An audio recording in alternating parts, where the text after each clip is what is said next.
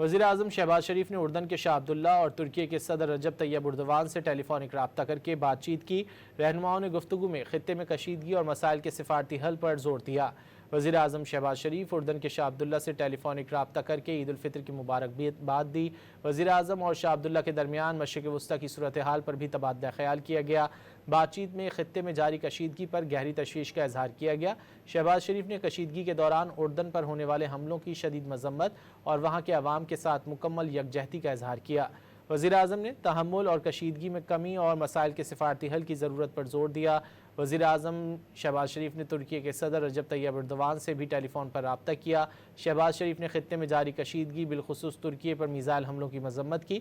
وزیراعظم نے کہا کہ پاکستانی قوم مشکل حالات میں اپنے ترک بھائیوں اور بہنوں کے ساتھ کھڑی ہے۔ وزیراعظم شہباز شریف نے اردن کے شاہ عبداللہ اور ترکی کے صدر رجب طیب اردوان سے ٹیلی فونک رابطہ کر کے بات چیت کی۔ رہنماؤں نے گفتگو میں خطے میں کشیدگی اور مسائل کے سفارتی حل پر زور دیا۔ وزیراعظم شہباز شریف اردن کے شاہ عبداللہ سے ٹیلی فونک رابطہ کر کے عید الفطر کی مبارکباد دی۔ وزیراعظم اور شاہ عبداللہ کے درمیان مشرق وسطیٰ کی صورتحال پر بھی تبادلہ خیال کیا گیا۔